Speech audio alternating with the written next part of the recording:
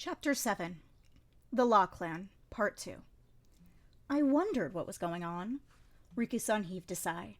He had eventually made his way into the mansion, and Gramps and Lahan's mother were now sequestered in a separate room. Riku-san had made the call within moments of seeing the strategist's beleaguered state. Truly, he was another of the fine subordinates the freak had found for himself. I'm very sorry. If my brother Lahan had regained his sanity sooner, this could all have been over much quicker, Lahan's father said, sounding tired. Mao felt a strange affinity for him, perhaps because he so much resembled Luomin, not in his appearance, but in something less tangible. Figuring the prison room wasn't exactly congenial, they'd moved to another part of the house. At the moment, Lahan, his father, Mao, Riku-san, and the strategist were all together, along with several men Riku-san had brought with him. Mao felt a little bad for them having to come all this way when ultimately they hadn't been needed. Riku-san would give only his official story, namely that they'd come to bring their superior officer back home, but there was no question the men were intended to intimidate. Mao, meanwhile, didn't want to be in the same room as the freak strategist, but she knew she couldn't be pushy about it just then. In the blink of an eye, though, he was beside her and jabbering about something. She wished he would shut up. She knew she ought to take pity on him in his weakened state, but she discovered she just wasn't able. Mao, we should go have a dress made for you sometime. We'll get lots of the finest fabric, and we can have a hair stick made too, the strategist said. Mao didn't say anything. And then we could get all dressed up and we can go see a show. Yes, let's do that. Mao didn't say anything. You like books, don't you, Mao? I've got an idea. Why stop at just reading them? What if you were able to make a book yourself? Even when she ignored him, he wouldn't let up. She almost twitched at the idea of making her own book, but she managed to force down the reaction. Elder brother, we're trying to talk here. Perhaps you could sit quietly for a moment? Lahan's father, the strategist's younger brother, tried to talk him down, but without much conviction. Neither Lahan, the strategist's adopted son, nor Riku-san, his subordinate, could be too forceful with him either. So eventually, every gaze in the room settled on Mao. She frowned mightily, but she was cornered. She gave a sniff and made a face of exaggerated disgust. You stink. You smell like a feral dog who's been out in the rain, she said. The strategist brought his own sleeve to his nose and sniffed. Then he looked at Lahan's father. Where's the bath? Take a right out of this room and it's at the end of the hall. I'll ask the servants to get it ready for you right away. Yes, please. Right away, the strategist said, and left the room. And don't forget to brush your teeth, Mao called after him. One for the road. If they were lucky, they wouldn't see him for at least an hour. I guess it's tough, having a daughter, Lahan's father commented sadly.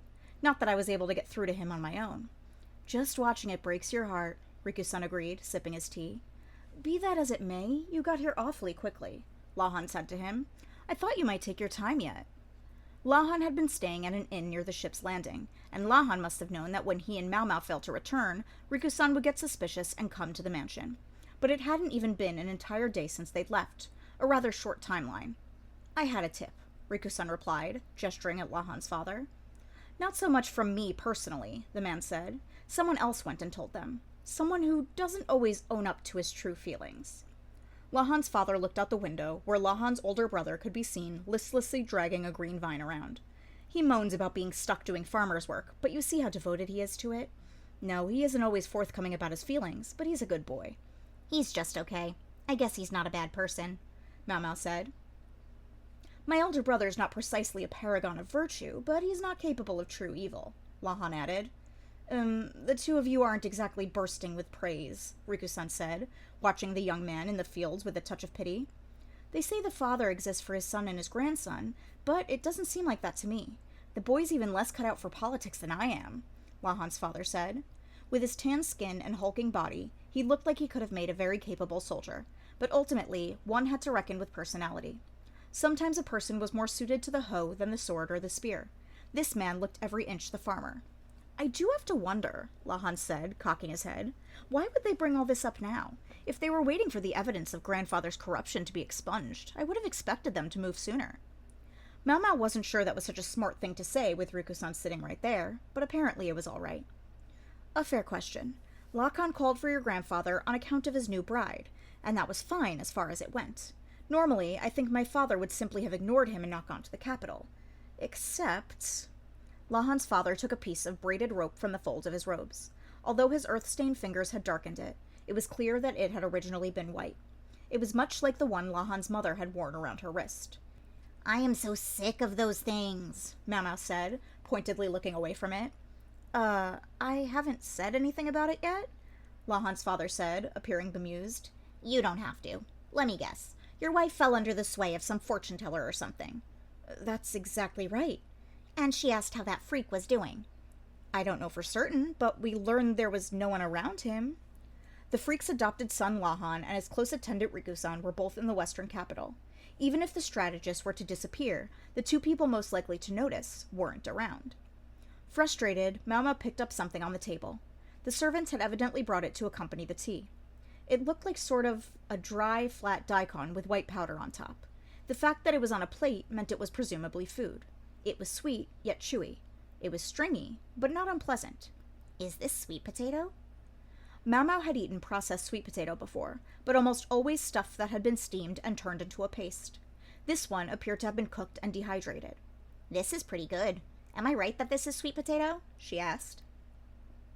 Oh, Lahan exclaimed, leaning forward as if he had suddenly remembered something. That's right. Dad, you said something about an interesting potato? Huh? Potato? Oh, yes. Yes, I suppose so. Lahan grabbed some of the snack off Mau's plate. You said you thought you might have an idea? Did you mean this? It's steamed and dried potato. No sugar, no honey, but it's sweeter than chestnuts or pumpkin, isn't it? He gestured out the window as if to say, there it is. Mau had wondered what was in the fields. It was these potatoes. Lahan squinted and adjusted his glasses. How much are you growing? We're trying to expand as much as we can. Wouldn't want any of the fields to go to waste. You seem to lack sufficient help. Some of the farmers in the area come and help us out. We've got more potatoes than we know what to do with. They seemed happy to help in exchange for all the potatoes they could get. Oh, but don't worry. We haven't sold them in the open market, just like you said, Lahan. When we do sell them, we make sure it's only product, not raw potatoes. That's fine, then. Mau found herself perplexed by the conversation. Were Lahan and his father trying to corner the market on sweet potatoes?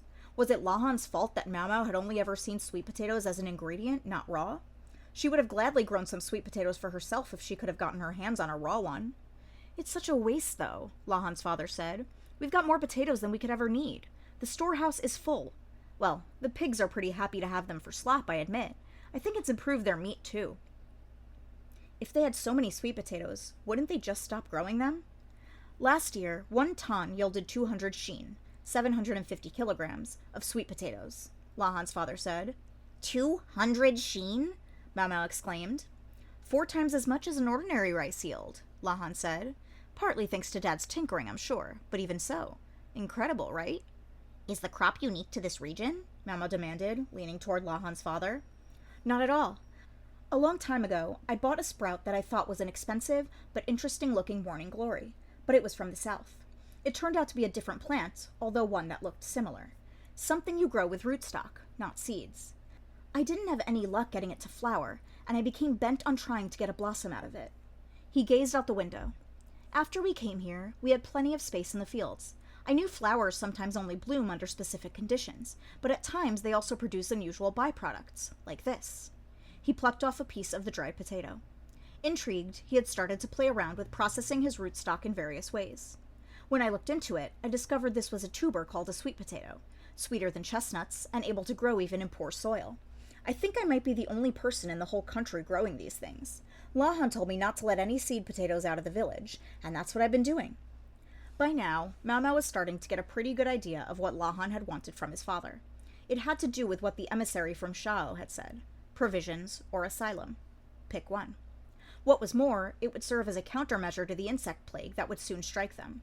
Lahan, she suspected, was hoping to use his father's potatoes to solve both problems. But no matter how tremendous the yield was from those fields, there was no way they were producing enough to feed an entire country. Even if there were seed potatoes left, it didn't seem like a viable solution. Lahan's father, though, provided the answer. You don't have to use rootstock. You can use stems, too. You could probably make it work as long as it had been freshly planted. Stems, sir? Mau asked. There were ways of growing plants beyond just seeds or potatoes. A stem clipping could be made to work, as long as it put down roots. If they could do that, maybe they could hope for, say, 10 times as much yield. Yeah, counting chicken, something. But it still wouldn't be enough. Unlike rice, though, the bugs wouldn't go after the potatoes. That was a major advantage. "Dad, I have a favor to ask you," Lahan said, and then he went on to describe more or less what Mau Mau had imagined. He wanted to buy up the sweet potatoes, and he wanted seed potatoes and sprouts too, and he wanted his father to tell him how best to grow them, if possible. It turned out he wanted quite a lot. Mau Mau thought Lahan was being rather presumptuous, notwithstanding that they were talking to his father, but Dad kept smiling. Hardly taking a moment to think, he said, "Sure, I'll be happy to." He sat back in his chair, ground some ink, and started writing out the instructions. Mau Mau, her brow wrinkling, said, "Are you sure about this? If you don't lay some ground rules now, you might just get taken to the cleaners here." "Watch your mouth," Lahan objected. "I told you we had more of them than we knew what to do with. If you leave us enough to give to the other farmers, that'll be fine. And, if our taxes weren't quite so heavy, I'd be happy about that too." That only made Mau Mau frown harder. She glanced at Lahan, but he was grinning, obviously working the abacus in his head. Mau Mau grabbed the brush from Lahan's father. "What are you doing?" he asked. She began writing a contract, the brush moving in quick, decisive strokes. "First, we have to set the price of the potatoes, as well as the sprouts. If you're going to teach him the cultivation methods, that's extra." "Of course I'll pay for that," Lahan said, as if to say that so much, at least, was obvious even to him. Still, Mau Mau couldn't bring herself to leave the situation alone. Lahan seemed too much like his foster father. Lahan read unhappily over the contract Mau Mau had produced. He seemed to be reconsidering how to handle the amounts. Then there was a thump, and a man covered in mud entered. "I've got it, father," he said. "Excellent. Just leave it there." It was Lahan's older brother, carrying a bucket with a green vine in it. At least one of them must have realized Lahan might be after this. Their preparations were very thorough. Lahan's father picked up the vine. "They taste better if you don't let the vines overgrow. You have to cut back the roots periodically." He showed it to Mau Mau. "You can boil the excess vines. I think they're pretty good, but my father doesn't agree." Tasty or not, a crop that would grow even in poor soil could be grown by vine, and where even the vines were edible, it was like it had been custom made to prevent famine. Of course, even if they got started now, there was no telling how much they could actually hope to harvest, but given everything that had been said, it sounded like they would certainly get more of this stuff than they ever would of rice, even if it wasn't enough. So that was why Lahan had been so receptive to the emissary's advances. "We should have started selling earlier," Mau Mau said, eliciting wry smiles from Lahan and his father. No doubt Lahan had ordered them not to release the crop into the market because he'd known it was going to be a booming business. "My father didn't like the idea very much, complained about having to act like a farmer," Lahan's father said. It seemed a little late to be worried about that with all these fields around. Besides, if you sell a bunch of a new crop, you're looking at some real headaches with taxes. It was true that selling always invited taxation. Staple foods like rice and wheat were taxed as a percentage of yield, the amount varying from region to region. Vegetables, though, for those they only take a percentage of what's actually bought to the market. Because things that rot, well, if you try to store them someplace, they'll just go bad. Better to collect after the goods have been converted into hard cash. Which category could these potatoes fall under? Potatoes as such probably kept, at least for a while. If they carelessly flooded the market with raw potatoes, they could be subject to substantial taxes. To be fair, if we've got a ton of them just lying around, it doesn't really matter if they take them for taxes, Lahan's father observed. "Now, Dad, it's important to economize on your taxes." Mau Mau shot Lahan a look. What a thing to say when he was on the side that was collecting. Lahan's father, though, seemed to be enjoying his rural life. Given his build, he could have gotten along pretty well as a soldier, Mau Mau suspected, but here he was. "It looks like you enjoy your life here," she remarked casually. Lahan's father smiled, his eyes sparkling. "I do. So much so I almost feel bad about it." He fiddled with the potato vine as he spoke. "With apologies to my mother and father, I'm grateful to my older brother Lakan. If it weren't for him, I would never have gotten to experience the pleasure of a calm life of fieldwork." "Think of the trouble he caused to the people he caught in his wake," Lahan said. The eccentric strategist had driven his father, the clan head, and his younger half-brother, who would have been next in line, from the capital in order to claim the family headship. Then he'd adopted his nephew Lahan. That was as much as Mau Mau knew about the situation, but she trusted that it was true. It turned out, however, that for Lahan's father, the eviction from the capital had been a blessing in disguise. "I like it here," he said. "The more you cultivate, the more you can grow. Back in the capital, about the most you could hope to grow was potted plants." His smile made him look much younger than his years. "If what we're doing here can save people from starvation, then I say, take as much as you need. Let the whole country grow potatoes." He was really getting into this. I don't think grandfather is going to share your positivity, Lahan said. Well, there's not much we can do about that. 10 years in exile hasn't softened his pride at all. His life will just go on the way it has been, painfully boring as far as he's concerned. There was a startling glint of coldness in the man's eyes. He always did like to accumulate unbeautiful numbers, Lahan said. He was calculating the size of the field and how many potato sprouts he could plant. The vine cutting would last several days if kept in water. The reality was that even if they started a field right now, there were no guarantees they would be able to harvest this year. Just as there was no cure-all medicine, there were no perfect answers in politics. You simply had to weigh the pros against the cons and decide what would be most advantageous. Just as they were thinking about what they would do, the door slammed open. "Mau Mau, I've taken my bath!" In came the strategist, buck naked except for a minimal layer of underwear. Forget eccentric. This was downright sick. He didn't even seem to have taken the time to dry himself completely. His skin and hair were still dripping. Not bothering to hide her annoyance, Mau Mau poured some of the now cold tea into a cup, then took a small bottle from her robes and added several drops of the contents to its drink. She held it out to the strategist. Mau Mau, you're serving me tea?" Please, have some. The strategist's eyes brimmed with tears of emotion as he took the cup and downed it in a single gulp. There was a brief moment of silence.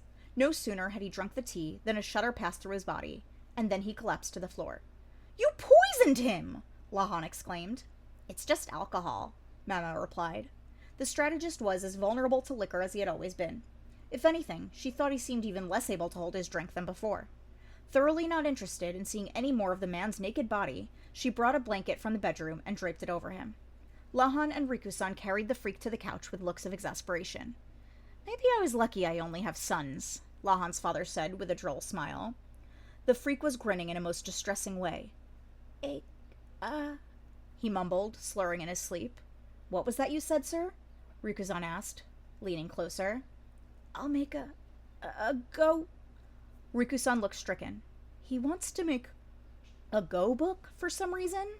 he said, looking like he didn't really understand. Mau Mau, though, glanced at the table. Lahan had preserved the earlier match as a game record. There were, supposedly, many more records of many more games between the freak and his courtesan, enough to fill a book. The sleeping strategist looked very peaceful. Mau Mau had expected him to be more depressed about things, but it seemed not. He gave no hint of being weighed down by grief, but was his usual freakish self, driving ahead. Normally, when one buys a courtesan, one makes her a mistress. Then one doesn't need any approval from one's parents, which would have been convenient, considering the relationship between my honored adoptive father and my grandfather, Lahan told Mau Mau. Yeah, so?